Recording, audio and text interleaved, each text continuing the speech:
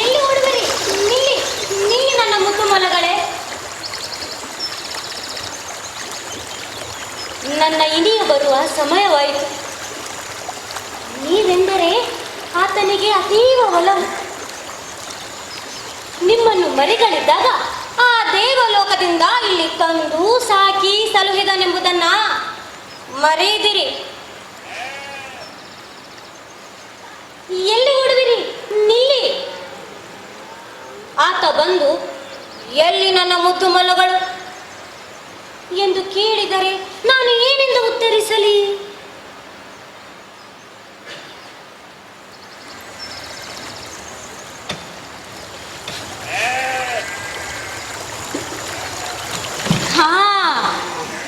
ಈಗ ಸಿಕ್ಕ ಕಳ್ಳ.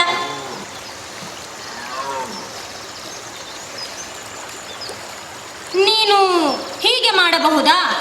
ಕಚ ಬಂದರೆ ಸಾಕು, ಎಲ್ಲಿದ್ದರೂ ಓಡಿ ಹೋಗಿ ಆತನು ಮಡಿಲು ತುಂಬುವ ನೀವು ನನ್ನನ್ನು ನೋಡಿದ ತಕ್ಷಣ ದೂರ ಓಡಿ ಹೋಗುವುದು ಉಚಿತವೇ?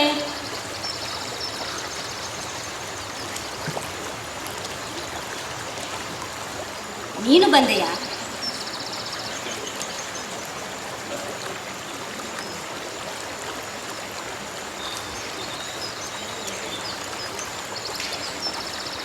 ನಾನು ನಿನಗೆ ಕೊಟ್ಟಿದ್ದನ್ನ ಅವನಿಗೇ ಕೊಡಬೇಕು, ನೀನು ಇಟ್ಟುಕೊಳ್ಳಬಾರದು.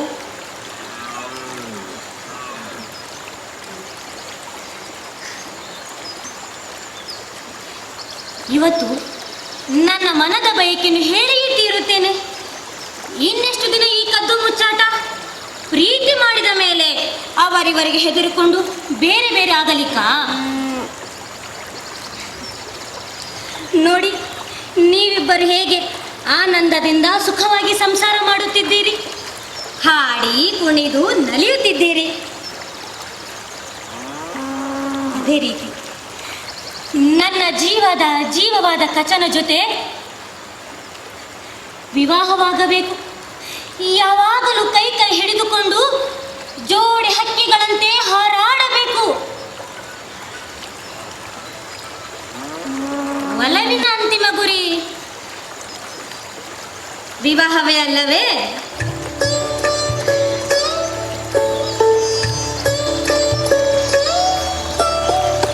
ಅಗೋ ಬಂದ. ನೇರವಾಗಿ ನನ್ನನ್ನೇ ಹುಡುಕಿಕೊಂಡು ಬಂದಿದ್ದಾನೆ.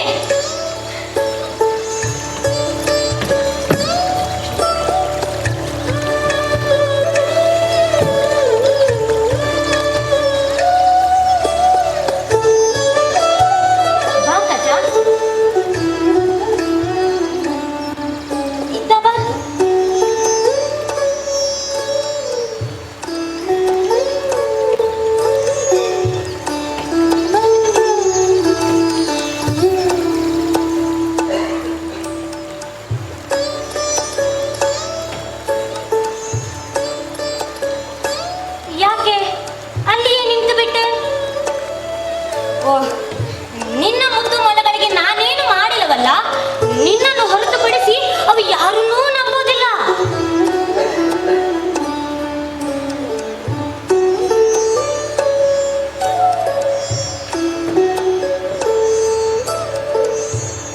ಕೊನೆಗೂ ನಿನ್ನ ವಿದ್ಯಾಭ್ಯಾಸ ನೆನ್ನೆಗೆ ಮುಗಿದಂತಾಯ್ತಲ್ಲವೇ? ನೀನು ಇಲ್ಲಿಗೆ ಬಂದ ಕಾರ್ಯ ಸಂಪೂರ್ಣವಾಯಿತು. ಅದೆಷ್ಟು ಬೇಗ 3 ವರ್ಷಗಳು ಕಳೆದು ಹೋದವು. ಎಷ್ಟೊಂದು ಸುಮಧುರ ನೆನಪುಗಳು. ಸದಾ ನೀಲಿ ತುಂಬಿದ ಆ ನಿನ್ನ ಕಣ್ಣುಗಳಲ್ಲಿ ನಾನು ಪ್ರತಿ ಕ್ಷಣ ಕಳೆದು ಹೋದೆನು.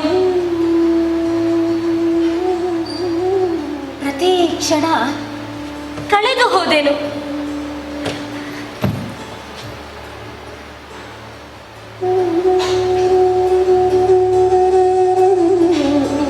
ಅಲ್ಲಿ ನೋಡು, ಆ ನಿನ್ನ ಮುದ್ದು ಮಲಗಳು ಹೇಗೆ ಜೊತೆಯಾಗಿ ಸಾಂಗತ್ಯವನ್ನು ಅನುಭವಿಸುತ್ತಿವೆ.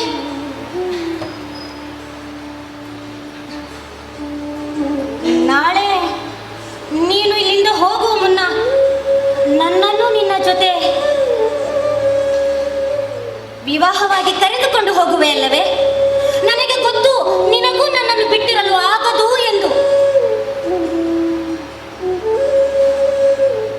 ನಾವಿಬ್ಬರು ವಿವಾಹವಾಗುವ ಸಂತಸದ ಸುದ್ದಿಯನ್ನು ತಂದೆಯವರಿಗೆ ತಿಳಿಸಿ ಬರುತ್ತೇನೆ.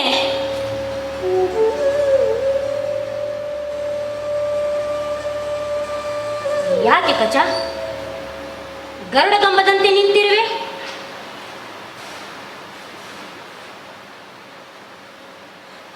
ಇರು, ಇದು ಮದುವೆ ವಿಷಯ ನೋಡು. ದೊಡ್ಡವರು ಕೂತು ಮಾತಾಡಿದರೆ ಚಂದ. ತಂದೆಯವರನ್ನು ಇಲ್ಲಿಗೆ ಕರೆದುಕೊಂಡು ಬರುತ್ತೇನೆ. ನಿಲ್ಲುತ್ತೇವೆ ಅನಿ?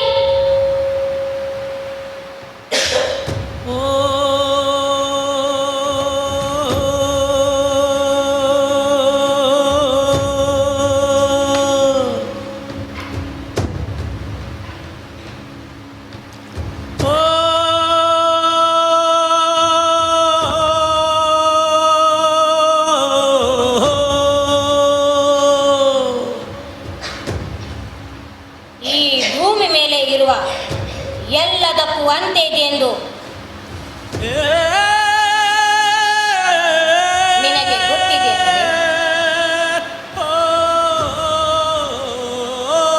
ಈ ಪ್ರೀತಿ ಭಾವಗಳು ಸಹ ಹೊರತಲ್ಲ. ಯಾವುದೇ ಬೇಕಾದರೂ ಯಾವ ಸನ್ನಿವೇಶಕ್ಕೆ ತಕ್ಕಂತೆ ಬದಲಾಗುತ್ತಲೇ.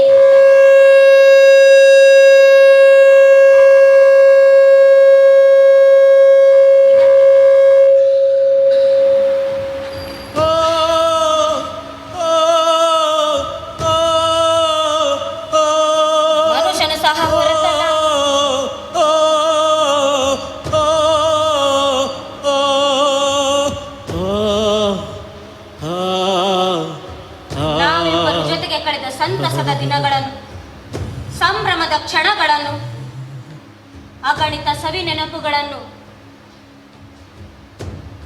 ನನ್ನ ಎದೆಯಲ್ಲಿ ಇಟ್ಟುಕೊಂಡು ನಾನಿಲ್ಲಿಂದ ಹೊರಡುತ್ತೇನೆ.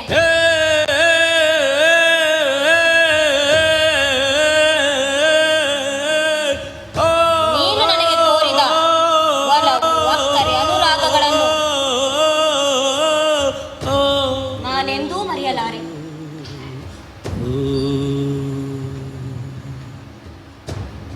ಆದರೆ ಕ್ಷಮಿಸು,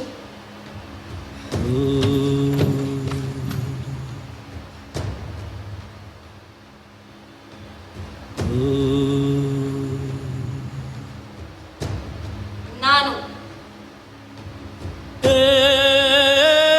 ನಿನ್ನನ್ನು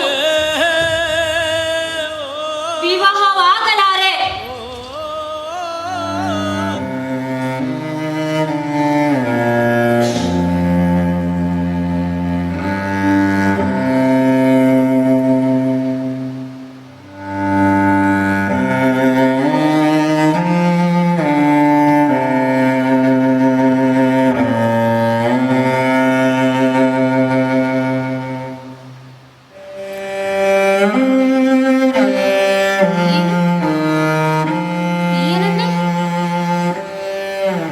ಇನ್ನೊಮ್ಮೆ ಹೇಳು. ವಿವಾಹ ಆಗಲಾರೆ. ಹಾಗಾದರೆ ಇಷ್ಟು ದಿನ ನೀನು ಪ್ರೀತಿಸಿತು ಬರೀ ನಾಟಕವೇ? ನಾವಿಬ್ಬರು ಕೂಡಿ ಕಟ್ಟಿದ ಭವಿಷ್ಯದ ಕನಸುಗಳೆಲ್ಲ ಮರೀಚಿಕೆಗಳೇ? ಇಲ್ಲ ಇಲ್ಲ, ನನ್ನ ಕಥೆ ಹಾಗೆಲ್ಲ ಮಾಡಲಾರ. ತಮಾಷೆ ಮಾಡುತ್ತಿದ್ದೀಯ ಪ್ರಿಯಾ? ನನಗೆ ನಿನ್ನನ್ನು ಬಿಟ್ಟು ಬದುಕುವ ಶಕ್ತಿ ಇಲ್ಲವಲ್ಲ. ಒಂದೇ ಒಂದು ಸಲ ಹೇಳು, ನೀನು ನನ್ನನ್ನು ವಿವಾಹವಾಗುತ್ತೇನೆಂದು ಹೇಳು. ನಿನ್ನ ಜೊತೆ ನನ್ನನ್ನು ಕರೆದುಕೊಂಡು ಹೋಗುತ್ತೇನೆಂದು ಹೇಳು.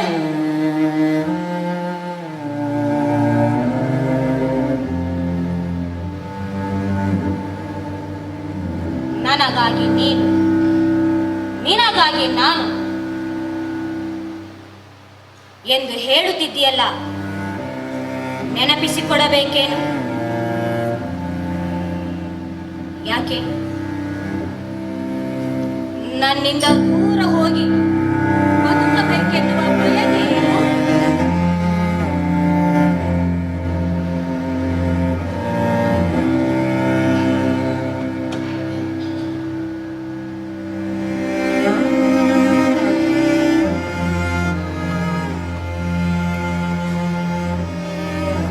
ಯಾಕೆ ಮುಖ ತಿರುಗಿಸಿ ನಿಂತಿರುವೆ?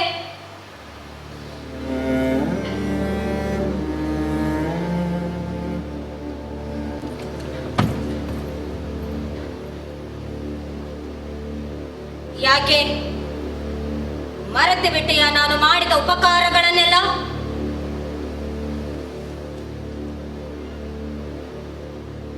ನೀನು ದೇವಲೋಕದಿಂದ ಈ ದಾನವರ ಲೋಕಕ್ಕೆ ಯಾಕೆ ಬಂದಿರುವೆ ಎಂದು ನನಗೆ ಮಾತ್ರ ಗೊತ್ತು.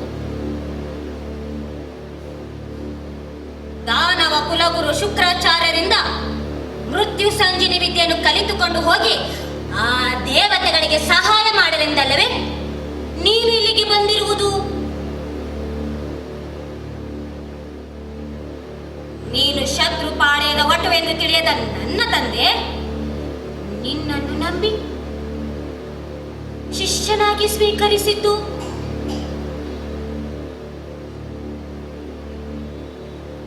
ನಿನ್ನ ನಯ ನಾಜುಕ ನಡೆನುಡಿಗಳಿಂದಾಗಿ ಸಂದೇಹಗೊಂಡ ದಾನವರು ಅದೊಂದು ದಿನ ನಿನ್ನನ್ನು ಅಪಹರಿಸಿ ತುಂಡು ತುಂಡಾಗಿ ಕತ್ತರಿಸಿ ಕಾಡಿನಂಚಿಗೆ ಎಸೆದು ಹೋಗಿದ್ದರು.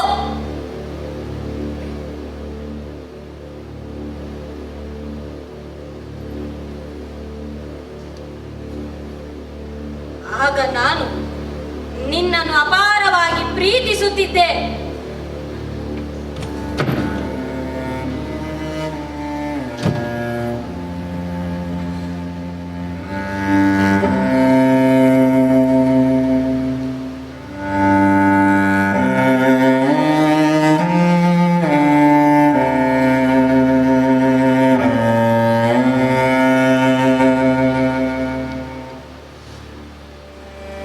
ನಿನ್ನನ್ನು ಬದುಕಿಸಲೇಬೇಕೆಂದು ತಂದೆಯವರ ಹತ್ತಿರ ಹೋಗಿ ಹಠ ಮಾಡಿದೆ.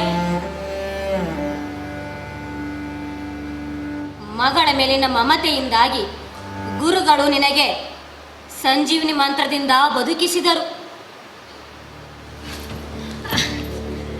ಅಂದಿನಿಂದ ನೀನು ಸಹ ನನ್ನನ್ನು ಪ್ರೀತಿಸಲು ಆರಂಭಿಸಿದೆ. ನಾವಿಬ್ಬರು ಜೋಡಿ ಹಕ್ಕಿಗಳಂತೆ ಕಾಡಿನ ತುಂಬೆಲ್ಲ ಹಾರಾಡಿದೆವು.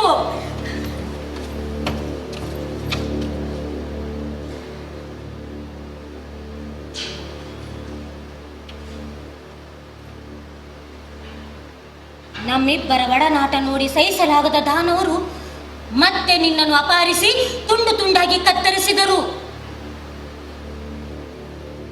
ಬೆಂಕಿಯಲ್ಲಿ ಸುಟ್ಟು ಅಳೆದುಳಿದ ಬೂದಿಯನ್ನು ಮಧ್ಯದಲ್ಲಿ ಬೆರೆಸಿ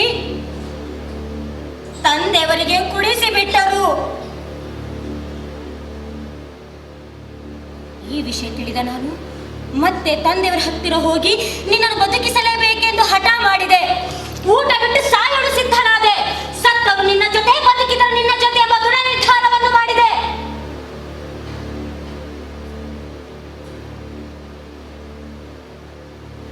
ಕೊನೆಗೆ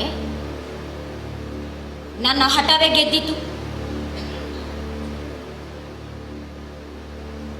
ಊದಿಯಾಗಿ ಹೊಟ್ಟೆ ಸೇರಿದ್ದ ನಿನಗೆ ಗುರುಗಳು ಸಂಜೀವಿನಿ ಮಂತ್ರವನ್ನು ಉಪದೇಶಿಸಿದರು. ನೀನು ಆ ಮಂತ್ರದಿಂದ ತಂದೆಯವರ ಗರ್ಭವನ್ನು ಸೀಳುವರ ಬಂದೆ.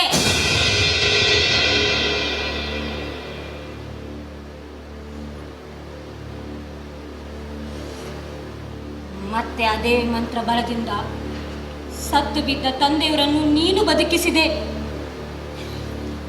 ಈ ಘಟನೆ ನಡೆಯದೆ ಹೋಗಿದ್ದರೆ, ನಾನು ಹಠ ಹಿಡಿಯದೆ ಹೋಗಿದ್ದರೆ, ಅತಿ ಗೌಪ್ಯವಾದ ಆ ಸಂಜೀವಿನಿ ಮಂತ್ರ ಗುರುಗಳು ನಿನಗೆ ಉಪದೇಶಿಸುತ್ತಿರಲಿಲ್ಲ. ಈಗ ಒಂದಲ್ಲ ಎರಡು ಸಲ ಜೀವದಾನ ಮಾಡಿದ ನನ್ನನ್ನೇ ತಿರಸ್ಕರಿಸಿ ಹೋಗುವೆಯ? ಎಂದೂ ಯಾರಿಗೂ ದೊರೆಯಲಾಗದ ಸತ್ತವರನ್ನು ಬದುಕಿಸುವ ಸಂಜೀವಿನಿ ಮಂತ್ರವನ್ನು ನಿನಗೆ ಹೇಳಿಕೊಡಿಸಿದ ನನ್ನನ್ನು ಹೀಗೆ ನಡು ನೀರಿನಲ್ಲಿ ಕೈ ಬಿಟ್ಟು ಹೋಗುವೆಯಾ? ಯಾಕೆ? ನಿನ್ನ ಬದಲಾದ ನಿರ್ಧಾರಕ್ಕೆ ಕಾರಣವಾದರೂ ಏನು? ಅದನ್ನಾದರೂ ಹೇಳು. ನನ್ನಿಂದ ಏನು ಅಪರಾಧವಾಯಿತು ಅದನ್ನಾದರೂ ತಿಳಿಸು.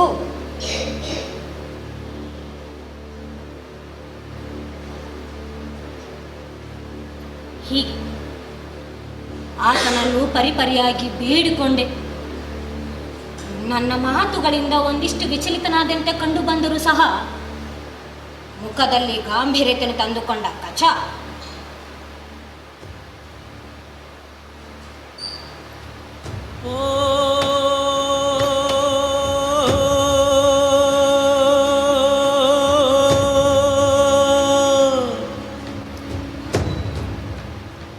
ಎಲ್ಲ ಸಂಬಂಧಗಳು ಒಂದೇ ರೀತಿ.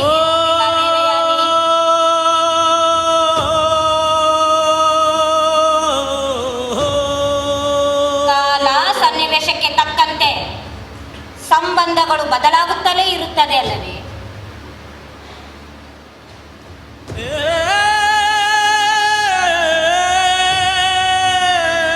ನಿನ್ನೆ ಮಿತ್ರರಾಗಿದ್ದವರು ಶತ್ರುಗಳಾಗುತ್ತಾರೆ. ಒಡ ಹುಟ್ಟಿದವರು ತಾಯಾದಿಗಳಿಗೆ ಕಚ್ಚಾಡುತ್ತಾರೆ. ಇವೆಲ್ಲವೂ ಸಂಬಂಧಗಳು ಬದಲಾಗುವ ರೀತಿಗಳು.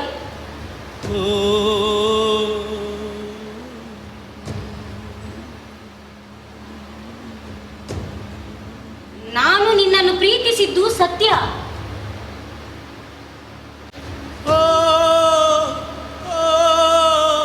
ನಿನ್ನ ಸಹಕಾರ ಇಲ್ಲದೆ ಹೋಗಿದ್ದರೆ ನಾನು ಇಲ್ಲಿಗೆ ಬಂದ ಕಾರ್ಯ ಸಂಪೂರ್ಣವಾಗುತ್ತಿರಲಿಲ್ಲ ಎಂಬುದು ನಿಜ. ಆದರೆ ಯಾವಾಗ ನಾನು ನಿನ್ನ ತಂದೆಯ ಗರ್ಭವನ್ನು ಸೀಳಿ ಹೊರಬಂದೇನೋ ಅಂದಿನಿಂದ ಸಂಬಂಧಗಳು ಬದಲಾಗಿ ಬಿಟ್ಟವು. ಗುರು ಶಿಷ್ಯ ಸಂಬಂಧದಿಂದ ತಂದೆ ಮಗನ ಸಂಬಂಧವಾಗಿ ಬದಲಾಗಿ ಬಿಟ್ಟಿತು. ಗುರುಗಳು ನನ್ನ ತಂದೆ ಆದಾಗ ಅವರ ಮಗಳಾದ ನೀನು ನನಗೆ ಸಹೋದರಿಯಾದಂತಲ್ಲವೇ? ಬದಲಾದ ಸಂಬಂಧಗಳ ಹಿನ್ನೆಲೆಯಲ್ಲಿ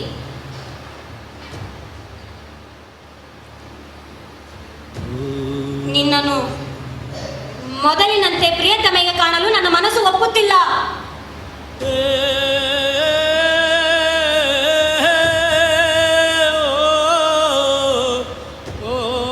ನಾನು ಮರಳಿ ಸ್ವರ್ಗಕ್ಕೆ ಹೋಗುತ್ತೇನೆ. ಅಲ್ಲಿ ದೇವಾನುದೇವತೆಗಳು ನನಗಾಗಿ ಕಾಯುತ್ತಿದ್ದಾರೆ.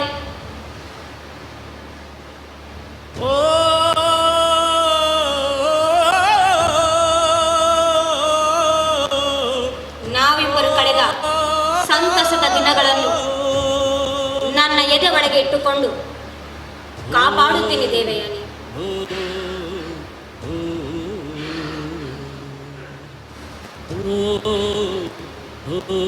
ಬರುತ್ತೇನೆ.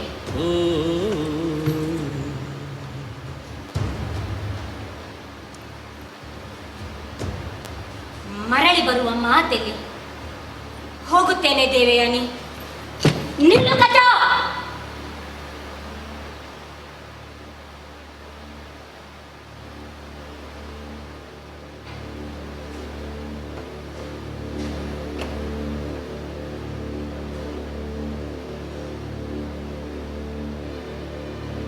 ಅಷ್ಟು ಸುಲಭವಾಗಿ ನೆಪಗಳನ್ನು ಹೇಳಿ ನನ್ನಿಂದ ತಪ್ಪಿಸಿಕೊಳ್ಳಬಹುದೆಂದು ಯೋಚಿಸಬೇಡ. ಹೆಣ್ಣು ಪ್ರೀತಿಸಿದರೆ ಹೂವು, ಅವಳನ್ನು ವಂಚಿಸಿದರೆ ಕೆರಳಿ ನಿಂತ ಹಾವು.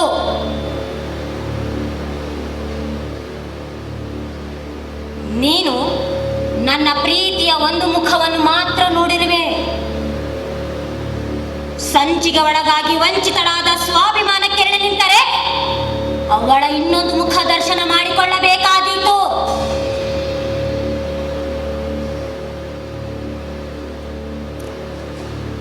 ನೀನು ನಮ್ಮ ಶತ್ರುಗಳಾದ ದೇವತೆಗಳ ಪರವಾಗಿ ಬಂದು ಸುಳ್ಳು ಹೇಳಿ ಗುರುಕುಲ ಸೇರಿಕೊಂಡು ಗುರುದ್ರೋಹ ಮಾಡಿದೆ.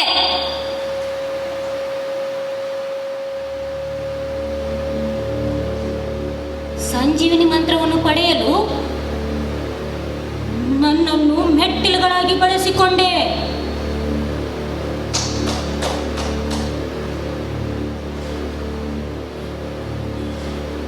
ಅಯ್ಯೋ ತಂದೆ, ನನ್ನನ್ನು ಕ್ಷಮಿಸಿ ಬಿಡಿ. ಈ ಕುತಂತ್ರಿಗಳ ತಂತ್ರಕ್ಕೆ ನೀವು ಮೋಸ ಹೋದಿರಿ. ನಾನು ಬಲಿಪಶುವಾದೆ. ಇಲ್ಲ ಕಚ, ನನ್ನನ್ನು ವಂಚಿಸಿದ ನಿನಗೆ, ನನ್ನ ಪ್ರಾಮಾಣಿಕ ಪ್ರೀತಿಯನ್ನು ನಿರಾಕರಿಸಿದ ನಿನಗೆ ತಕ್ಕ ಶಿಕ್ಷೆ ಆಗಲೇಬೇಕು.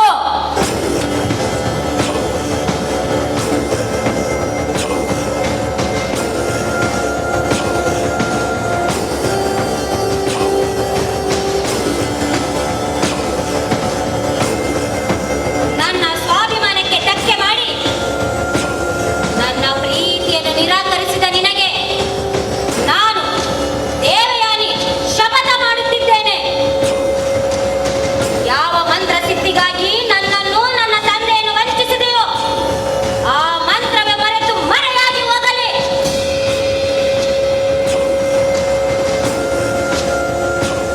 ನನ್ನ ತಂದೆಯವರು ತಪೋಶಕ್ತಿ ಧಾರೆ ಎರೆದುಕೊಟ್ಟಿದ್ದೆ ನಿಜವಾಗಿದ್ದಲ್ಲಿ ಈ ನೀಚ ಕಚ ಮೋಸದಿಂದ ಕಲಿತ ವಿದ್ಯೆಲ್ಲ ನಿಷ್ಪ್ರಯೋಜಕವಾಗಲಿ.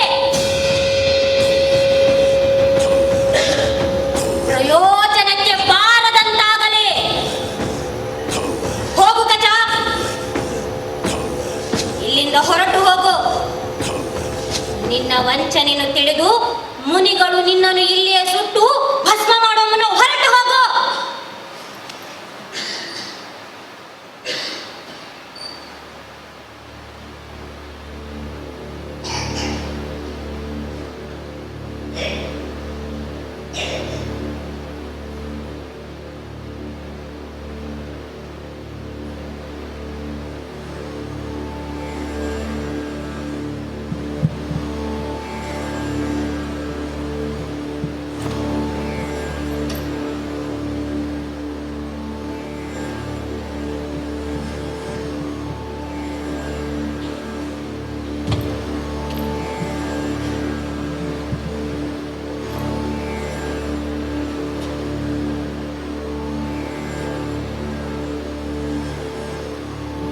ಹೊರಟು ಹೋದನೆ. ನನ್ನ ಪ್ರಾಮಾಣಿಕ ಪ್ರೀತಿಯನ್ನು ನಿರಾಕರಿಸಿ ಹೊರಟು ಹೋದನೆ.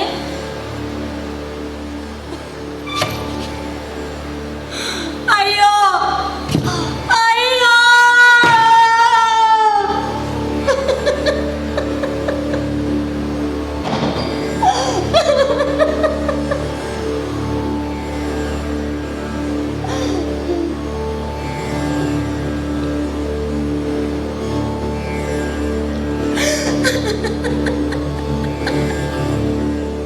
ಮೌನದ ಮಾತು ಅರ್ಥ ಹುಡುಕುವುದೆಂತು. ಮೌನದ ಮಾತು ಅರ್ಥ ಹುಡುಕುವುದೆಂತು. ಊತ ನೆನಪುಗಳ ಹೆಕ್ಕಿ, ಊತ ನೆನಪುಗಳ ಹೆಕ್ಕಿ ಕನಸು ಕಾಣುವುದೆಂತು. ಕನಸು ಕಾಣುವುದೆಂತು. ನೆನಪುಗಳ ಹೆಕ್ಕಿ ಕನಸು ಕಾಣುವುದೆಂತು.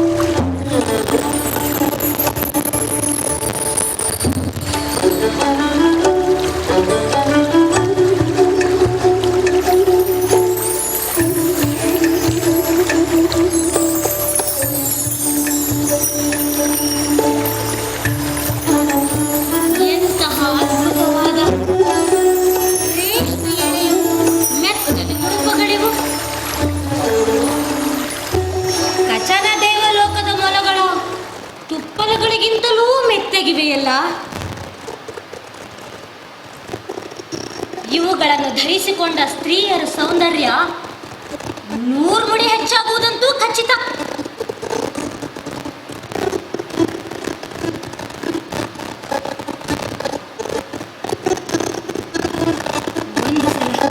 ಒಂದೇ ಒಂದು ಸಲ ಇವುಗಳನ್ನೆಲ್ಲ ಧರಿಸಿಕೊಂಡು ಆನಂದಿಸಬೇಕನ್ನಿಸುತ್ತಿದೆಯಲ್ಲ.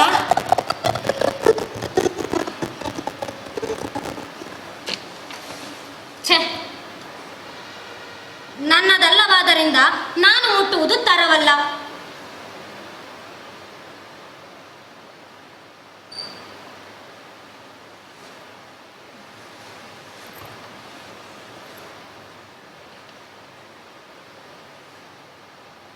ನನ್ನದಲ್ಲವಾದರೇನಾಯಿತು? ದಾನವ ಕುಲದೊರೆ ಪುತ್ರಿ ಶರ್ಮಿಷ್ಠೆ ನನ್ನ ಅತ್ಯಂತ ಆತ್ಮೀಯ ಗೆಳತಿಯಲ್ಲವೇ? ಗೆಳತಿಯ ದಿರಿಸಿನೊಮ್ಮೆ ಹಾಕಿಕೊಂಡರೆ ತಪ್ಪೇನಿದೆ? ಅವಳು ಸಹ ಏನು ಅಂದುಕೊಳ್ಳಲಿಕ್ಕಿಲ್ಲ.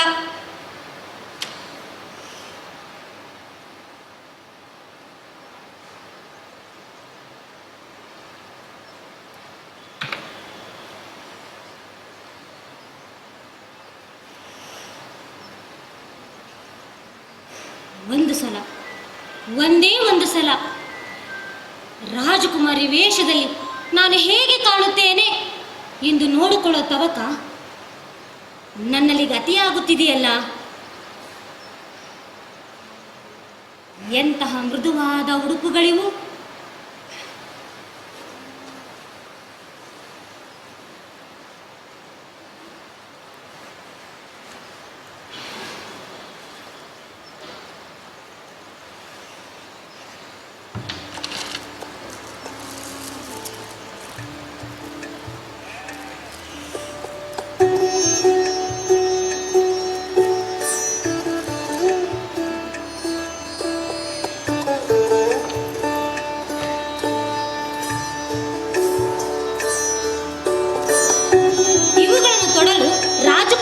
ಆಗಬೇಕೇನೋ?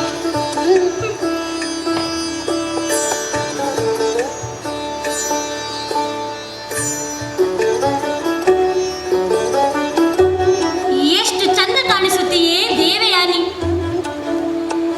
ನಿನ್ನಂತ ಅಂದಗಾತಿ ಈ ಜಗತ್ತಿನಲ್ಲಿ ಯಾರೂ ಇಲ್ಲವಲ್ಲೇ?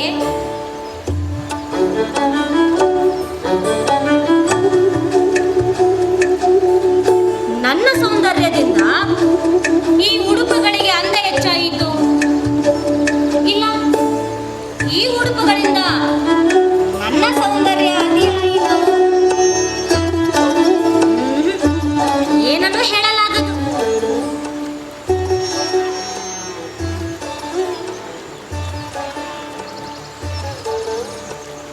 ಆದರೆ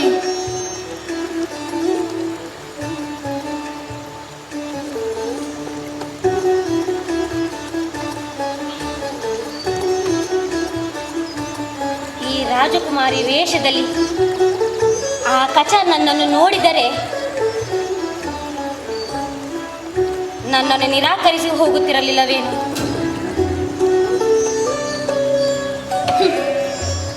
ಗುರುಕುಲದಲ್ಲಿ ಬೆಳೆದ ನನಗೆಲ್ಲಿಂದ ಬರಬೇಕು ಇಂತಹ ಬೆಲೆ ಬಾಳುವ ಉಡುಪುಗಳು? ಬರೀ ಸುಂದರಿಗೆ ಹುಟ್ಟಿದರೆ ಸಾಲದು, ಹುಟ್ಟಿದರೆ ರಾಜನ ಮಗಳಾಗಿ ಹುಟ್ಟಬೇಕು. ಆಗ ಆಗ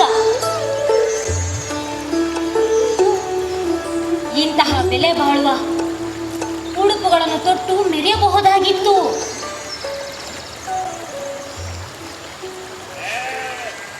ಹೀಗೆ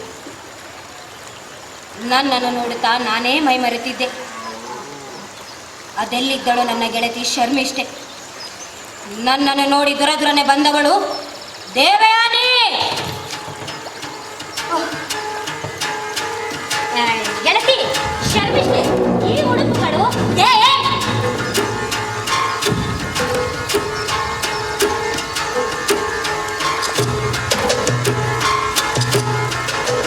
ಏನೇ ಇದು ದೇವಯಾನಿ?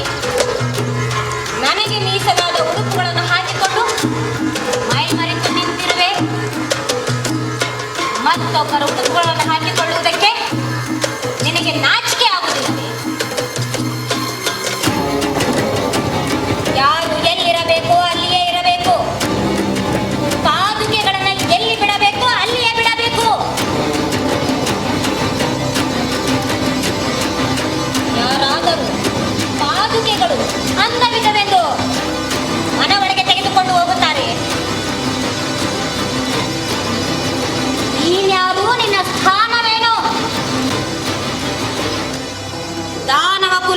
ಪುತ್ರಿಯಾದ ನಾನೆಲ್ಲಿ? ಬಡ ಬ್ರಾಹ್ಮಣ ಮಗಳಾದ ನೀನು ಎಲ್ಲಿ? ಮೊದಲು ತೆಗೆದುಕೊಡೆ ನಾಚಿಕೆ ಎಟ್ಟವಳೆ, ಮಾನ ಮರ್ಯಾದೆ ಬಿಟ್ಟವಳೆ. ನವಿಲು ಗರಿ ಸಿಕ್ಕಿಸಿಕೊಂಡ ಮಾತ್ರಕ್ಕೆ ಕಾಗೆ ನವಿಲಾದಿದೆ.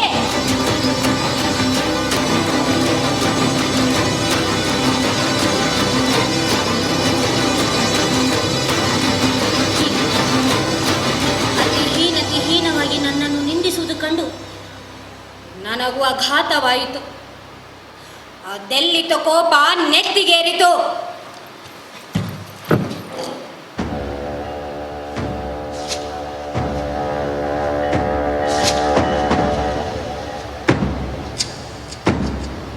ಏನೇ, ರಾಜನ ಮಗಳಾಗಿ ಹುಟ್ಟಿದ್ದಕ್ಕೆ ನಿನಗೆ ಇಷ್ಟೊಂದು ಅಹಂಕಾರವ?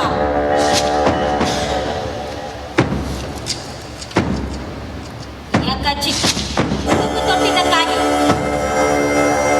ನನ್ನನ್ನು, ಈ ದೇವಯಾನಿಯನ್ನು ಪಾದಕಿಗೆ ಹೋಲಿಸುವಷ್ಟು ದುರಹಂಕಾರವ?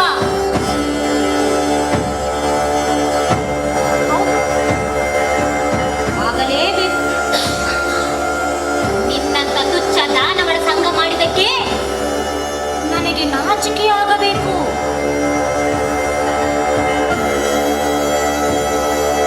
ಉಚ್ಚ ಕುಲದ ಬ್ರಾಹ್ಮಣ ಕನ್ಯಾದ ನಾನು ನಿನ್ನಂತ ನೀಚ ಕುಲದ ರಕ್ಕಸೆ ಕನ್ಯೆ ಸ್ನೇಹ ಮಾಡಿದ್ದಕ್ಕೆ ನನಗೆ ನಾಚಿಕೆಯಾಗಬೇಕು.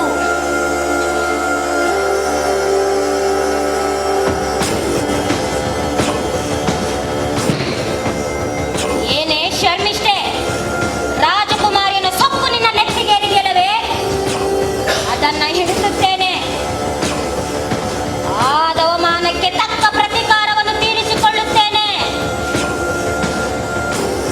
ನಾನು ದೇವಯಾನಿ ಶಪಥ ಮಾಡುತ್ತಿದ್ದೇನೆ, ನಿನ್ನನ್ನು ನನ್ನ ದಾಸಿಯನ್ನಾಗಿ ಮಾಡಿಕೊಂಡು ಜೀವನ ಪರ್ಯಂತ ನನ್ನ ಪಾದ ಸೇವೆ ಮಾಡಿಸಿಕೊಳ್ಳದೆ ಹೋದರೆ ನಾನು ದೇವಯಾನಿಯೇ ಅಲ್ಲ,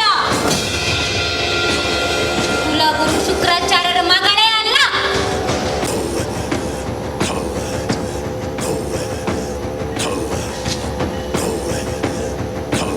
ಎಂದು ಕುದಿಯುವ ಕೋಪದ ಭರದಲ್ಲಿ ನಾನು ಶಪಥ ಮಾಡಿಬಿಟ್ಟೆ. ಆ ಚಾಂಡಲ ಹೆಣ್ಣು ಕೆರಳಿ ನಿಂತಳು, ನನ್ನ ಮುಡಿಗೆ ಕೈ ಹಾಕಿದಳು.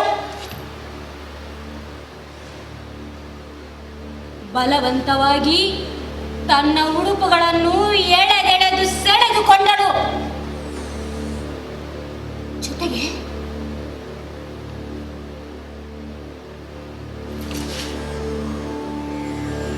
ನನ್ನ ಉಡುಪುಗಳನ್ನು ಹಿಡಿದು ಹಾಕಿ ನನ್ನನ್ನು ಸಂಪೂರ್ಣ ಬೆತ್ತಲೆ ಆಗಿಸಿದಳು.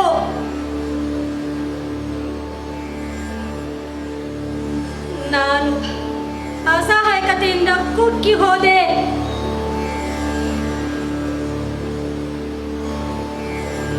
ನನಗಿಂತ 10 ಪಟ್ಟು ಬಲಿಷ್ಠಳಾದ ಆ ರಕ್ಕಸಿಯ ಕನ್ಯೆ ಮುಂದೆ ನನ್ನ ಪ್ರತಿಭಟನೆ ವ್ಯರ್ಥವಾಯಿತು.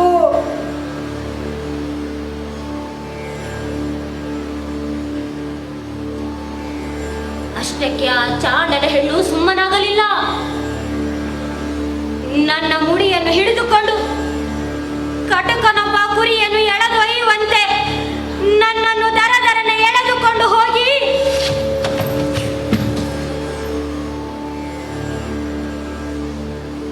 ಹಾಳುಗಾಡಿಗೆ ತಳ್ಳಿ ಹೊರಟೆ ಹೋದಳು.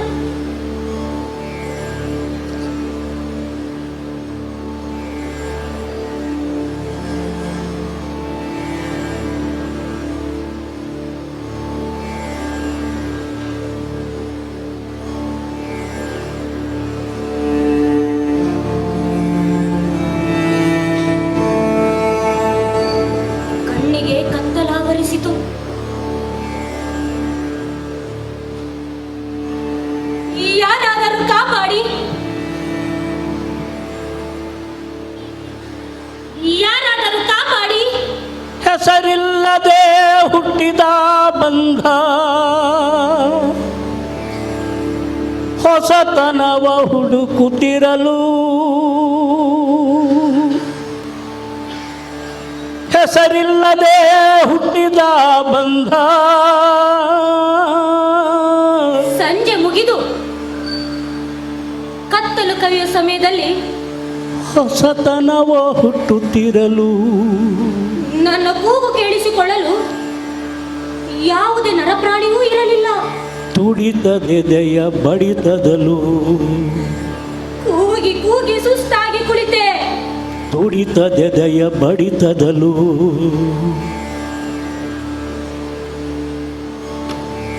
ತಡವರಿಸುತ್ತಿದೆ ಕನಸು ತಡವರಿಸುತ್ತಿದೆ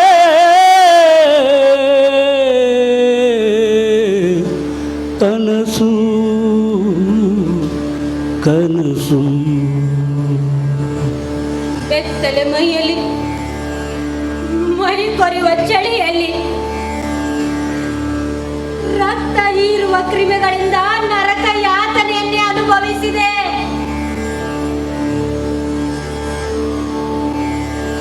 ನನ್ನ ಶಕ್ತಿ ಮೀರಿ ಯಾರಾದರೂ ಬಂದು ಕಾಪಾಡುತ್ತಾರೋ ಎಂದು ಯಾರಾದರೂ ಕಾಪಾಡಿ ಎಂದು ಕೂಗುತ್ತಲೇ ಇದ್ದೆ. ಹೆಸರಿಲ್ಲದೆ ಹುಟ್ಟಿದ ಬಂಧ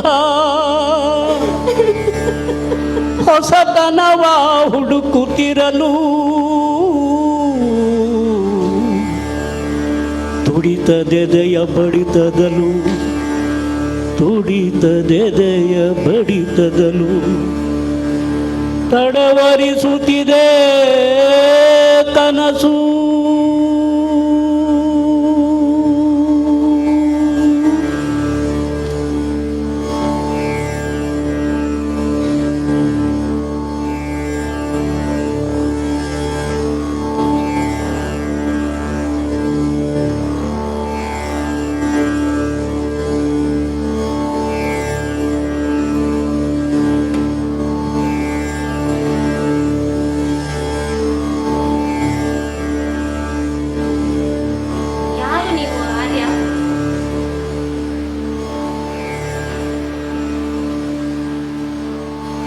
ಎಂದು ಮರೆಯಲಾರೆ.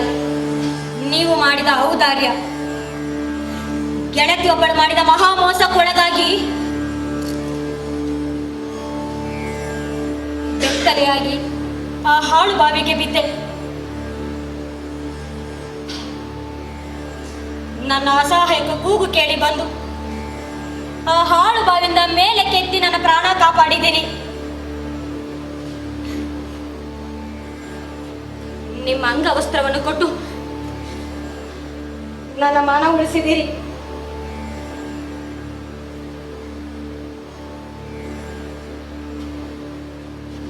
ಎಂದು ಮರೆಯಲಾರೆ ನೀವು ಮಾಡಿದ ಉಪಕಾರವನ್ನು.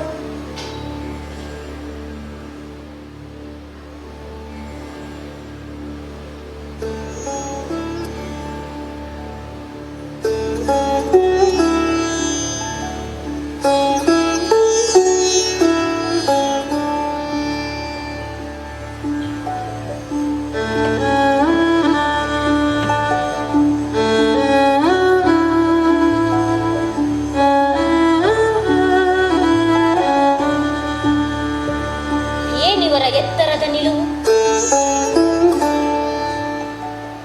ಕಣ್ಣು ತುಂಬ ತುಳುಕುತ್ತಿದೆ ತೀರದ ಒಲವು, ಮುಖದ ಮೇಲೆ ಮಂದಹಾಸದ ಗಾಯನ.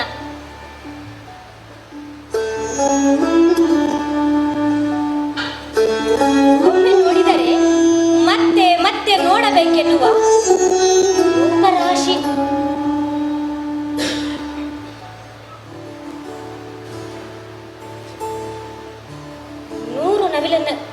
ಗರಿಯಿಂದ ನವಿರಾಗಿ ನರನಾಡಿಗಳ ಮೇಲೆ ಹೇಳಲಾಗದ ದೇಹದೊಳಗದೆಂತದ ಅವ್ಯಕ್ತ ಪುಳಕ. ಆತನನ್ನ ಕೈ ಹಿಡಿದು ಮೇಲಕ್ಕೆ ಎತ್ತಿದಾಗ ಹೇಳಿಕೊಳ್ಳಲಾಗದ ಒಂಥರ ರೋಮಾಂಚನ.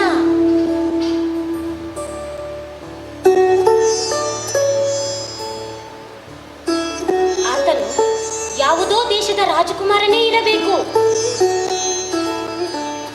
ಆತ ನನ್ನವನಾದರೆ ಅದಕ್ಕಿಂತ ಭಾಗ್ಯ ಬೇರೇನಿದೆ?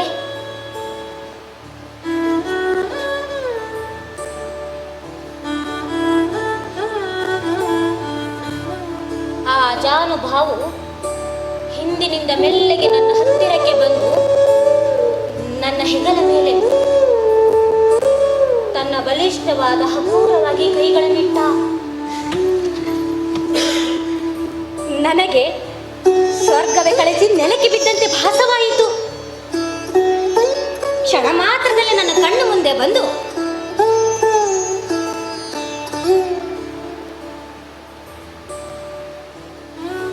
ತನ್ನ ಎರಡೂ ಕೈಗಳಿಂದ ನನ್ನ ತೋಳುಗಳಲ್ಲಿ ಹಿಡಿದುಕೊಂಡು ಹೀಗೆ ಹೇಳಿದ,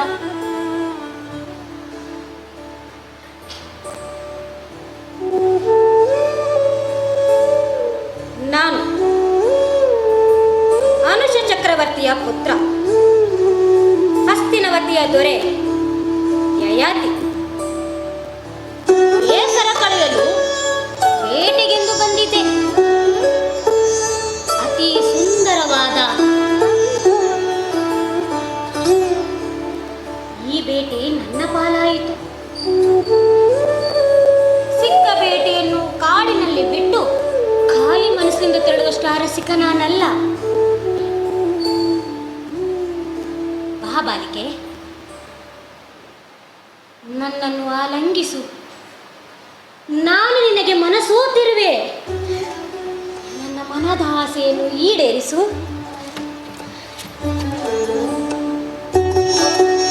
ನಾನು ನಾಚಿಕೆಯಿಂದ ಕರಗಿ ನೀರಾಗಿ ಹೋದೆ. ಎಲ್ಲೋ ಕಳೆದುಕೊಂಡ ಕನಸು ಈಗ ನನಸಾಗುವ ಕಾಲ ಬಂದಿದೆ ಎಂದು ಹೇಳತೊಡಗಿತು ನನ್ನ ಮನಸ್ಸು.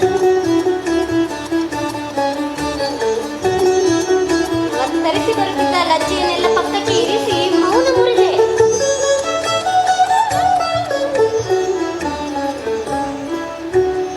ಆರ್ಯ, ನಿಮ್ಮನ್ನು ನೋಡಿದ್ದ ನನ್ನ ಸೌಭಾಗ್ಯವೇ ಸರಿ. ನಾನು ಯಾರು ಏನು ಎಂದು ವಿಚಾರಿಸದೆ ಬಾ ಪ್ರೀತಿಸು ಎಂದು ಒತ್ತಾಯಿಸುವುದು ತಪ್ಪಾದ ದಾರಿ. ನನ್ನ ತಂದೆಯವರು ಹೇಳುತ್ತಿದ್ದರು, ಯಾರು ಆಪತ್ಕಾಲದಲ್ಲಿ ಬಂದು ಸ್ತ್ರೀಯಳನ್ನು ಕೈ ಹಿಡಿದು ಕಾಪಾಡುತ್ತಾರೋ ಅವರೇ ಪತಿಯಾಗುವುದಕ್ಕೆ ಸೂಕ್ತವಾದವರು ಎಂದು. ಅದಕ್ಕೂ ಮೀರಿ ನನ್ನನ್ನು ಸಂಪೂರ್ಣವಾಗಿ ಬೆತ್ತಲಾಗಿ ನೋಡಿದ ಮೊಟ್ಟ ಮೊದಲ ವ್ಯಕ್ತಿ ನೀವು. ಇನ್ನು ಈ ಮೈ ಮನಸ್ಸುಗಳು ನಿಮ್ಮವೇ.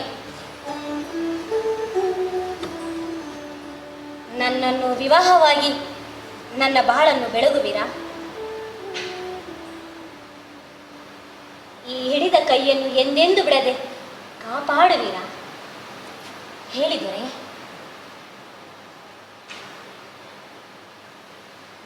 ಈ ಹೆಣ್ಣನ್ನು ನಿಮ್ಮ ಕಣ್ಣುಗಳ ರೆಪ್ಪೆಗಳ ಹಾಗೆ ಹಗಲಿರುಳು ನೋಡಿಕೊಳ್ಳುವಿರಾ ಎಂದು ಹೇಳಿ ಸುಮ್ಮನಾದೆ.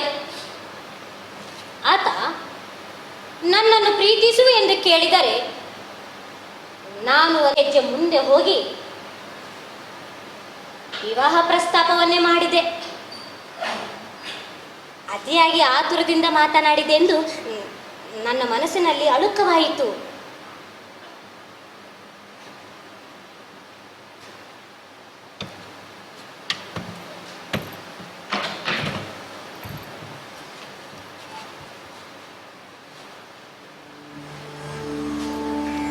ವಿಸ್ಮಯ, ಅತ್ಯಂತ ವಿಸ್ಮಯ. ಬೇಟೆಯೇ ಬೇಟೆಗಾರನಿಗೆ ಬಾಳು ಕೊಡು ಎನ್ನುವಂತಿದೆ ನಿನ್ನ ಮಾತು. ನಾನು ಇಲ್ಲಿಗೆ ಬಂದಿರುವುದು ಬೇಟೆಗೆ ಹೊರತು ವಿವಾಹಕ್ಕಾಗಿ ಅಲ್ಲ. ಅಷ್ಟಕ್ಕೂ ಇಷ್ಟು ದಿಟ್ಟವಾಗಿ ಮಾತನಾಡುವ ಯಾರು ನೀನು ಬಾಲಿಕೆ? ಬೇಗ ಹೇಳು. ಹಾಳಲಾಗುತ್ತಿದೆ ನಿನ್ನನ್ನು ಕೂಡುವ ಬಯಕೆ.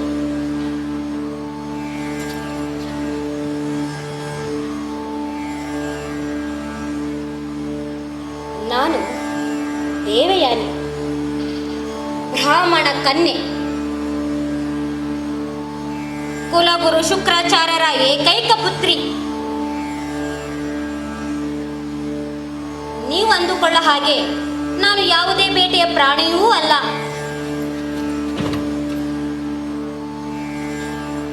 ಯಾವುದೇ ಬೇಟೆಗಾರನಿಗೆ ಹೆದರುವವಳೂ ಅಲ್ಲ. ಆಪತ್ಕಾಲದಲ್ಲಿ ಬಂದು ನನ್ನ ಮಾನ ಪ್ರಾಣ ಕಾಪಾಡಿದ ನಿಮ್ಮಲ್ಲಿ ವಿವಾಹ ಪ್ರಸ್ತಾಪವನ್ನ ಮಾಡಿದನಷ್ಟೇ.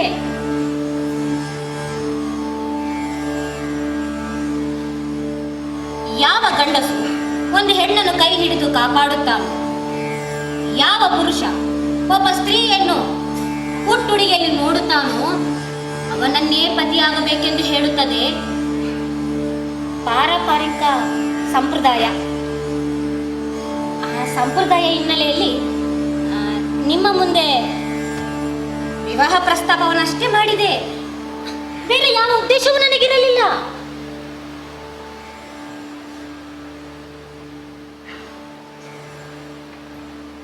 ನನ್ನ ತಂದೆಯವರ ಹೆಸರು ಕೇಳುತ್ತಿದ್ದಂತೆ ಯಯಾತಿ ಮುಖದಲ್ಲಿ ಮಂದಹಾಸ ಮೂಡಿತು. ಹೋಗುತ್ತಿದ್ದವಳನ್ನು ತಡೆದು, ನಿಲ್ಲು ದೇವಯಾನಿ,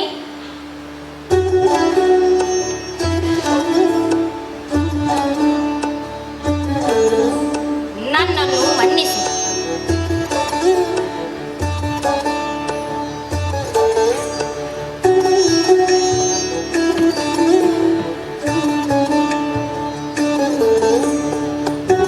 ನೀನು ಶುಕ್ರಾಚಾರ್ಯರ ಮಗಳೆಂದು ಗೊತ್ತಿಲ್ಲದೆ ಏನೇನೋ ಮಾತನಾಡಿದೆ.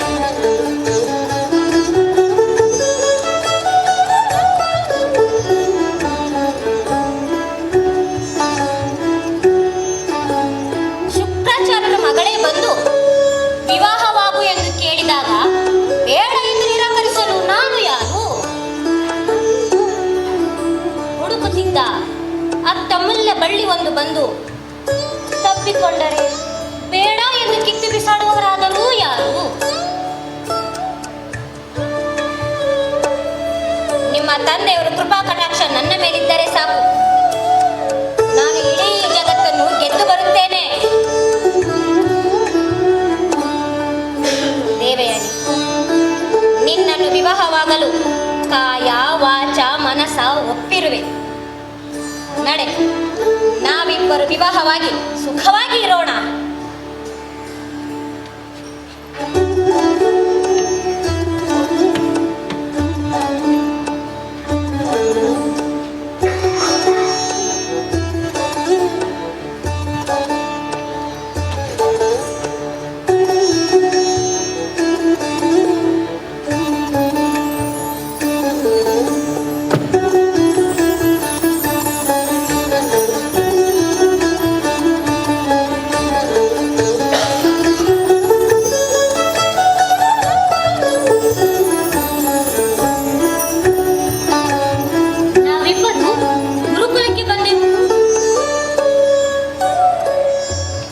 ತಂದೆಯವರಿಗೆ ನಡೆದುದನ್ನೆಲ್ಲ ತುಸು ನಾಚಿಕೆಯಿಂದ ಅರುಹಿದೆ. ಶರ್ಮಿಷ್ಠೆಯ ದ್ರೋಹ ಮತ್ತು ಯಯಾತಿಯ ಮೋಹದ ಕುರಿತು ನಮ್ಮ ತಂದೆಯವರಿಗೆ ತಿಳಿಸಿದೆ. ನನ್ನ ಮಾತನ್ನು ಎಂದೂ ಮೀರಿದವರಲ್ಲ ಅವರು. ಒಪ್ಪಿದರು, ನಮ್ಮಿಬ್ಬರನ್ನು ಅಪ್ಪಿಕೊಂಡು ಆಶೀರ್ವದಿಸಿದರು.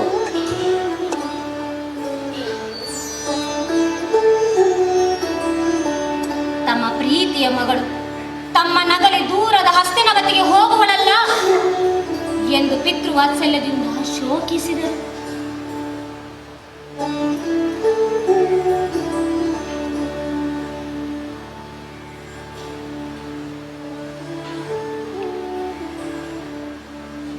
ಅವರ ಕಣ್ಣಲ್ಲೂ ನೀರು, ನನ್ನ ಕಣ್ಣಲ್ಲೂ ನೀರು.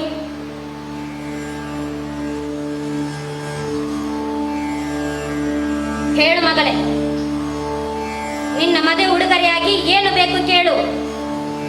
ಈ ಧರೆಯ ಗೊರೆಯ ಅರ್ಧಾಂಗಿಯಾಗಿ ಹೊರಟಿರುವೆ. ನಾರು ಮುಡಿಗಳನ್ನು ಇಲ್ಲಿಯೇ ಕಳಚಿ ಇಡು.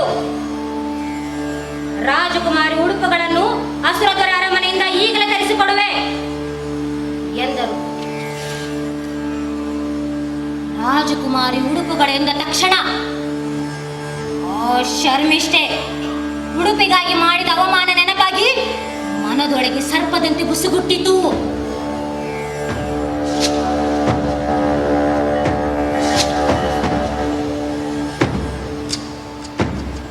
ಪಿತಾಶ್ರೀ, ಆ ಶರ್ಮಿಷ್ಠೆ ನನಗೆ ಅಪಾರವಾದ ಅವಮಾನವನ್ನು ಮಾಡಿದ್ದಾಳೆ.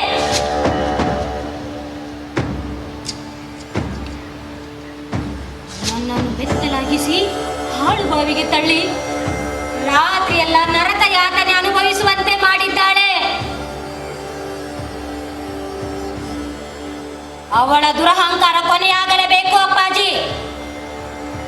ಆಕೆ ನನ್ನ ದಾಸಿ ಆಗಬೇಕು. ತಾವು ಮಾಡಿದ ತಪ್ಪಿಗೆ ಜೀವನ ಪರ್ಯಂತ ನನ್ನ ಪಾದ ಸೇವೆ ಮಾಡಿಕೊಂಡಾಕಿ ಬಿದ್ದಿರಬೇಕು. ಅಸುರ ದೊರೆ ನಿಮ್ಮ ಮಾತನ್ನು ಮೀರಲಾರ. ಹಿಂದೆ ಹೇಳಿ ಕಳಿಸಿ. ನಾವಿಲ್ಲಿಂದ ಹೊರಡುವ ಮುನ್ನ ಆ ದುರಹಂಕಾರದ ಶರ್ಮಿಷ್ಠೆ ಸಾಮಾನ್ಯ ದಾಸಿ ಉಡುಪಿನಲ್ಲಿ ನನ್ನನ್ನು ಹಿಂಬಾಲಿಸಲೇಬೇಕು.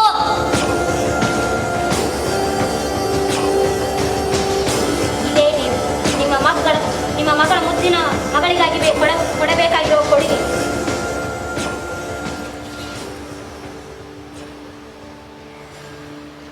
ನಾನು ಅಂದುಕೊಂಡಂತೆ ಆಯಿತು.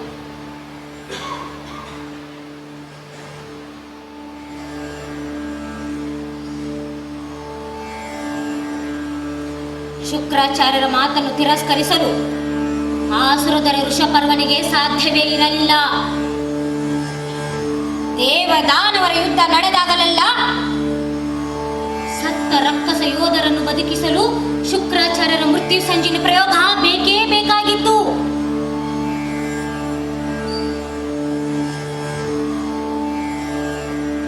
ಮೊದಮೊದಲು ತಮ್ಮ ಕುಮಾರಿಯನ್ನು ದಾಸಿಯನ್ನಾಗಿ ಕಳುಹಿಸಲು ಆಸುರ ದೊರೆ ಹಿಂದೇಟು ಹಾಕಿದಾನಂತೆ.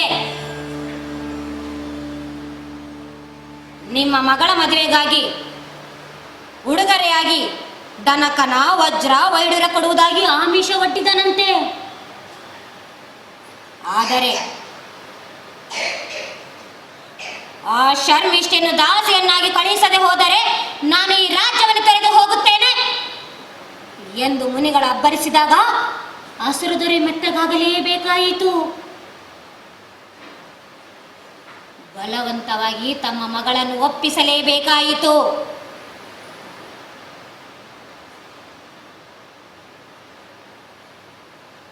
ದುರಹಂಕಾರದ ಆ ಶರ್ಮಿಷ್ಠೆ ಸಾಮಾನ್ಯ ದಾಸಿ ಉಡುಪಿನಲ್ಲಿ ನನ್ನನ್ನು ಹಿಂಬಾಲಿಸಲೇಬೇಕಾಯಿತು.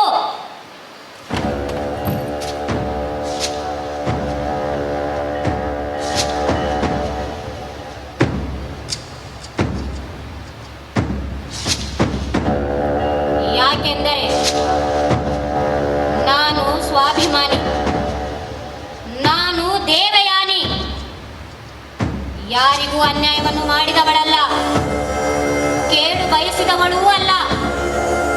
ಆದರೆ ನನಗೆ ಅನ್ಯಾಯವನ್ನು ಮಾಡಿದವರನ್ನ, ಕೇಡು ಬಯಸಿದವರನ್ನ ಬಿಡುವುದಿಲ್ಲ.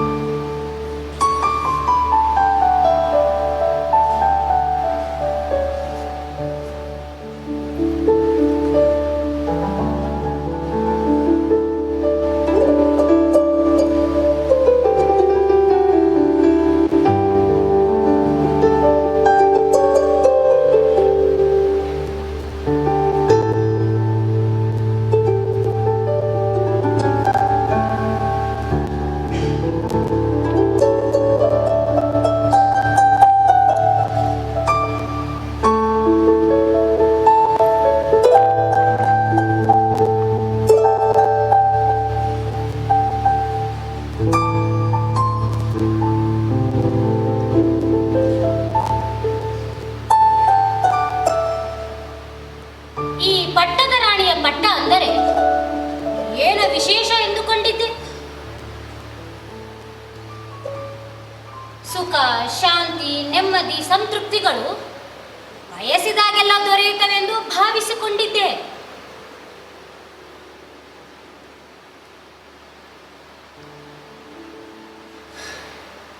ಇಲ್ಲಿ ಈ ಅರಮನೆಯಲ್ಲಿ ಎಲ್ಲವೂ ಇದೆ. ಆದರೆ ಏನೋ ಕಳೆದುಕೊಂಡವಳಂತೆ ಮನಸ್ಸು ಖಾಲಿ ಖಾಲಿ. ಮನಸ್ಸು ಖಾಲಿ ಖಾಲಿ.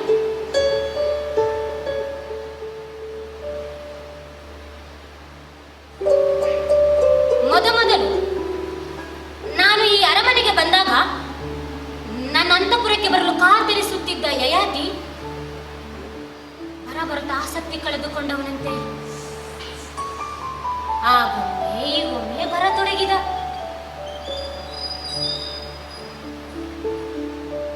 ಈ ಹೂವಿನ ಮೇಲೆ ಆಸಕ್ತಿ ತಗ್ಗಿತು, ಇಲ್ಲವೇ ಬೇರೆ ಹೂವನ್ನು ಹುಡುಕಿ ದುಂಬಿ ಹೋಯಿತೋ ಗೊತ್ತಿಲ್ಲ. ಹಾಗೋ ಹೀಗೋ ನನಗೆ 3 ಮುತ್ತಿನಂತ ಮಕ್ಕಳು ಹುಟ್ಟಿದರು. ಯದು ಮತ್ತು ತುರ್ವಾಸ್ ಎಂಬ ಗಂಡು ಮಕ್ಕಳು. ಅವರೀಗ ಬೆಳೆದು ದೊಡ್ಡವರಾಗಿದ್ದಾರೆ. ಅವರನ್ನು ನೋಡುವುದಕ್ಕೆ 2 ಕಣ್ಣು ಸಾಲದು.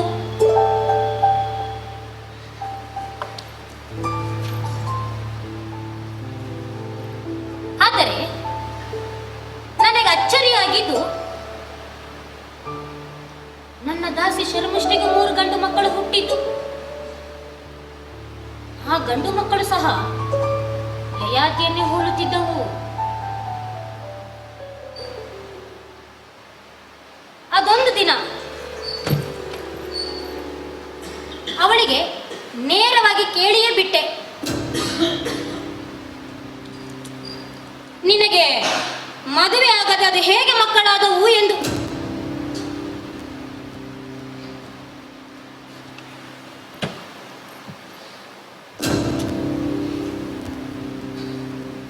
ಅದು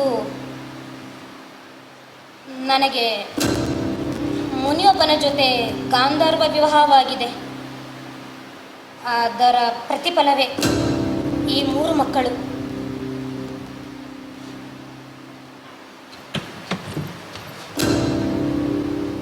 ಎಂದು ಹೇಳಿ ಬಾಯಿ ಮುಚ್ಚಿಸಿದಳು. ಆದರೂ ನನಗೆ ಯಯಾತಿ ಮೇಲೆ ತೀರದ ಸಂದೇಹ.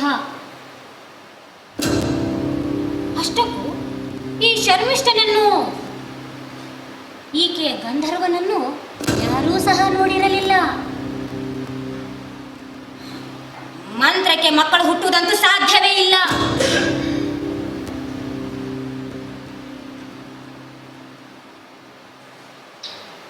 ಒಂದು ದಿನ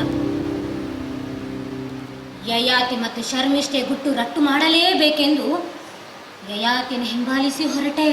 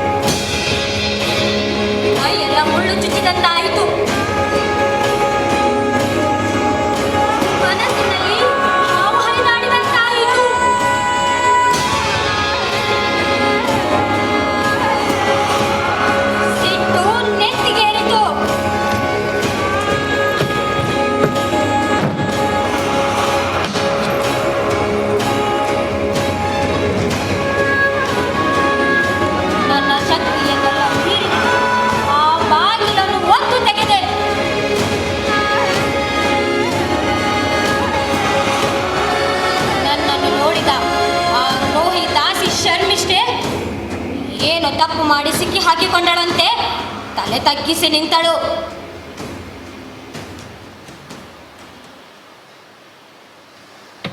ಆದರೆ ನನಗಿನ್ನೂ ಅಚ್ಚರಿಯಾಗಿದ್ದು, ಇಲ್ಲಿ ಏನು ನಡೆದೇ ಇಲ್ಲವೆಂಬಂತೆ ಮಂದಹಾಸ ಬೀರುತ್ತಾ ನಿಂತಿದ್ದ ಯಯಾತಿಯನ್ನು ನೋಡಿ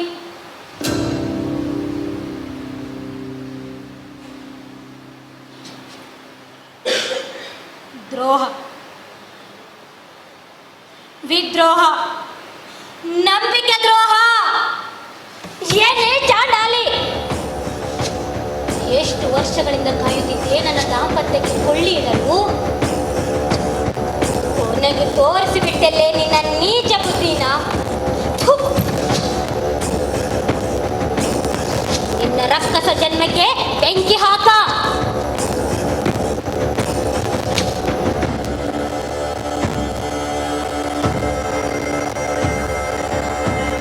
ಓಹೋ, ಇವರು ನಿನ್ನ ಗಂಧರ್ವರು. ಈ ಗಂಧರ್ವನನ್ನು ಗಾಂಧರ್ವ ವಿವಾಹ ಮಾಡಿಕೊಂಡು 3 ಮಕ್ಕಳಿಗೆ ಜನ್ಮ ಕೊಟ್ಟೆಯಾ?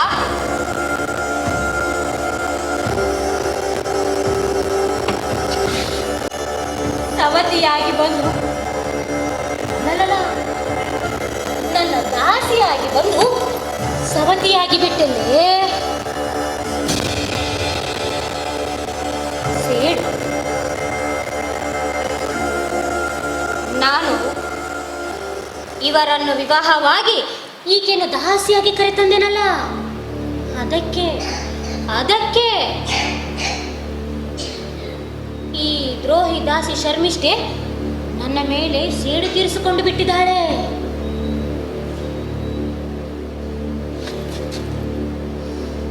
ನೀನು ಮಾಡಿದ ವಂಚನೆಗೆ ತಕ್ಕ ಶಿಕ್ಷೆಯನ್ನು ಅನುಭವಿಸುವೆ.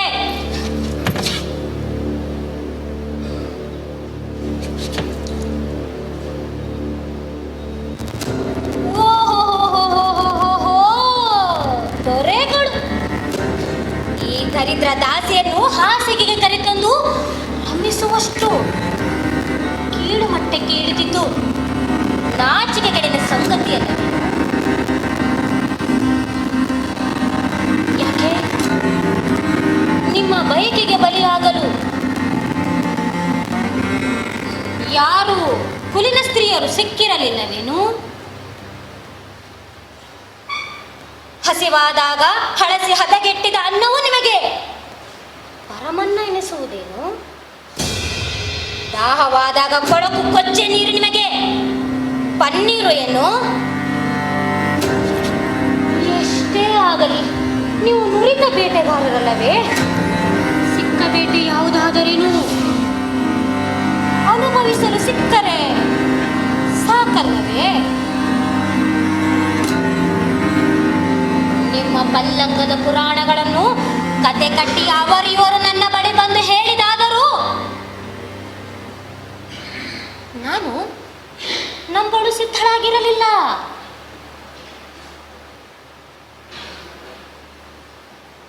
ಮೋಸ ಹೋದೆ, ಮತ್ತೊಮ್ಮೆ ಮೋಸ ಹೋದೆ. ಈ ಪ್ರೀತಿ, ಪ್ರೇಮ, ಒಲವು, ಅಕ್ಕರೆ ನಿಜವೆಂದು ನಂಬಿ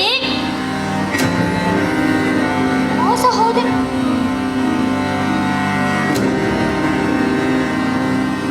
ಇಲ್ಲ, ಸಾಧ್ಯವಿಲ್ಲ. ಇನ್ನು ಇಲ್ಲಿ ಇರಲಾರೆ. ಒಂದೇ ಒಂದು ಕ್ಷಣ ನಾನಿಲ್ಲಿದ್ದರೆ ನನ್ನ ಉಸಿರು ಕಟ್ಟುವುದಂತೂ ದಿಟ. ನಿಲ್ಲುತ್ತವೇನಿ?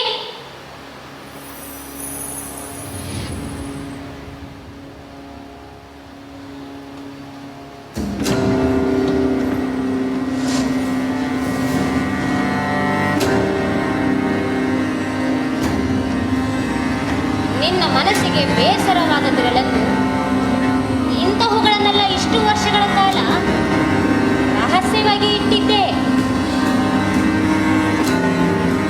ಇವತ್ತು ನೀನಾಗಿ ನನ್ನನ್ನು ಹಿಂಬಾಲಿಸಿಕೊಂಡು ಬಂದು ಗುಟ್ಟಿನ ಗಂಟನ್ನು ಬಿಡಿಸಿ ಕಳ್ಳತನವನ್ನು ಕಂಡು ಹಿಡಿದು ಅಂಗಲಾಗಿ ನಿಂತಿರುವೆ.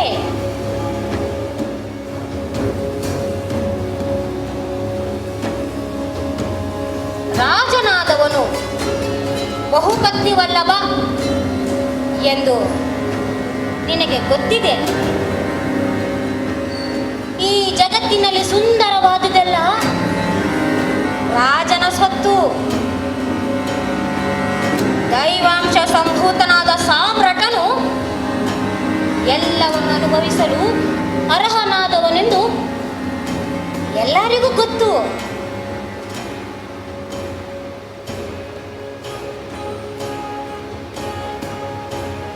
ಈ ರಾಜ್ಯದಲ್ಲಿರುವ ಹೆಣ್ಣು ಹೊನ್ನು ಮಣ್ಣಿನ ಮೇಲೆ ರಾಜನಾದವನ ಹಕ್ಕಿದೆ. ನನ್ನ ಇಚ್ಛೆಯಂತೆ ಬಯಸಿದಾಗ ಯಾವುದನ್ನು ಬೇಕಾದರೂ ಅನುಭವಿಸಲು ರಾಜನಾದ ನನಗೆ ರಾಜಧರ್ಮ ಅನುಮತಿಯನ್ನು ನೀಡಿದೆ. ದೇಶ ಸುಭಿಕ್ಷೆಯಿಂದಿರಬೇಕೆಂದರೆ ರಾಜನಾದವನು ಸುಖಿಯಾಗಿರಬೇಕು. ಸುಖದ ನೆಲೆಗಳನ್ನು ರಾಜನಾದವನು ಬಯಸಿ ಪಡೆಯಬೇಕು. ಅಂತಹ ಸುಖದ ನೆಲೆಯಲ್ಲಿ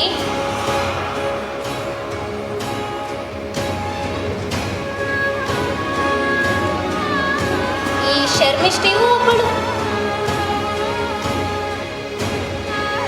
ಮುದಿತನ ಬರುವ ಮುನ್ನ ಯೌವನದ ಆಸೆಗಳನ್ನೆಲ್ಲ ಈಡೇರಿಸಿಕೊಳ್ಳಬೇಕು. ಪಟ್ಟದ ರಾಣಿಯೇ ಪಟ್ಟದಲ್ಲಿ ಇರಬೇಕೆ ಹೊರತು ರಾಜನನ್ನು ಪ್ರಶ್ನಿಸಬಾರದು. ಅದು ರಾಜಧರ್ಮ ವಿರೋಧವಾದದ್ದು.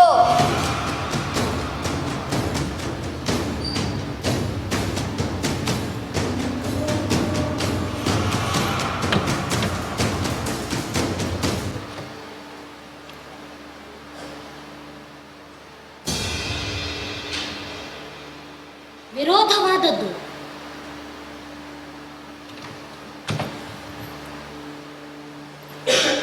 ರಾಜಧರ್ಮ ವಿರೋಧವಾದದ್ದು.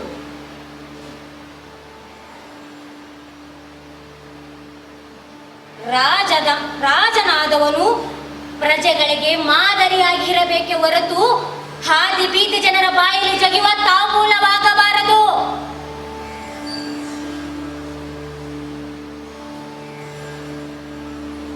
ಬೇಲಿ ಇರುವುದು ಹೊಲ ಕಾಯಲಿಕ್ಕೆ ಹೊರತು ಮೇವುದಕ್ಕಲ್ಲ. ಮೈ ಮೇಲೆ ಸಂಯಮ ಇಲ್ಲದವನು ಆಡಳಿತದ ಮೇಲೆ ಅಧಿಪತ್ಯವನ್ನು ಹೇಗೆ ಸಾಧಿಸನು?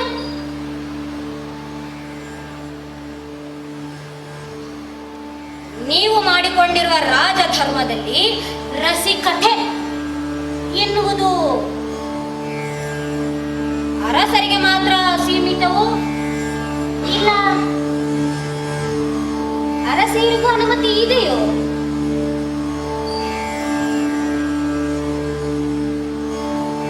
ರಸಿಕತೆ ಎನ್ನುವ ಹೆಸರಿನಲ್ಲಿ ರಾಜನಾದವನು ಇಚ್ಛೆ ಬಂದಲ್ಲೆಲ್ಲ ವಿಂದೆದ್ದು ಬಂದಂತೆ ರಾಣಿಯಾದವಳು ಮಾಡಿದರೆ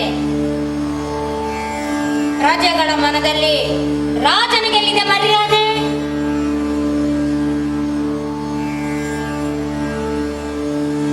ರಾಜನಾದವನು ಸುಖದ ನೆಲೆಗಳನ್ನು ಬಯಸುವ ಹಾಗೆ ರಾಣಿಯಾದವಳು ಮಾಡಿದರೆ ನೀವು ಪುರುಷ ಪುಂಗರು ಒಪ್ಪುತ್ತೀರಾ?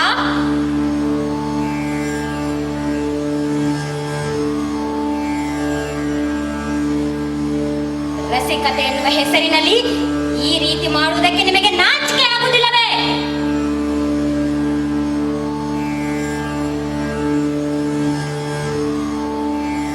ಇಲ್ಲ, ಸಾಧ್ಯವಿಲ್ಲ. ಈ ಕೊಡುಕನೆಲ್ಲ ಕಣ್ಣಾರೆ ಕಂಡು ಕುರುಡಾಗಿರುವುದು ನನ್ನಿಂದ ಸಾಧ್ಯವಿಲ್ಲ.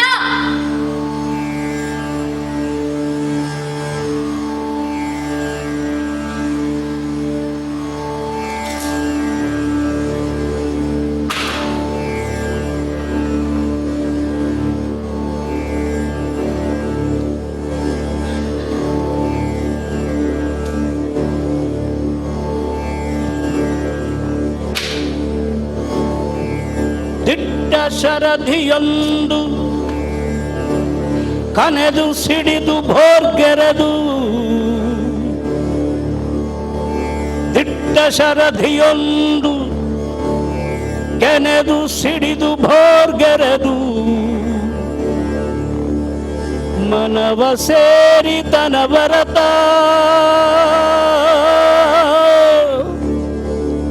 ಮನವ ಸೇರಿ ತನವರತ ಶಾಂತಗೊಳಿಸುತ್ತ ಜಗವ ಶಾಂತಗೊಳಿಸುತ್ತ ಜಗವ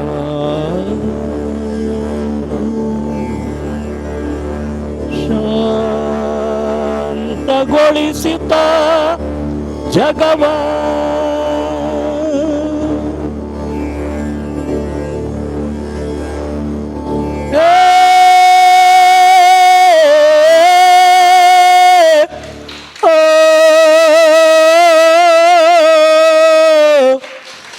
ಶಾಂತಗೊಳಿಸುತ್ತ ಜಗವ ದಿಟ್ಟ ಸರಧಿಯೊಂದು ಕೆನೆದು ಸಿಡಿದು ಭೋರ್ಗೆರದು ಮನವ ಸೇರಿ ತನವರತ ಶಾಂತಗೊಳಿಸುತ್ತ ಜಗವ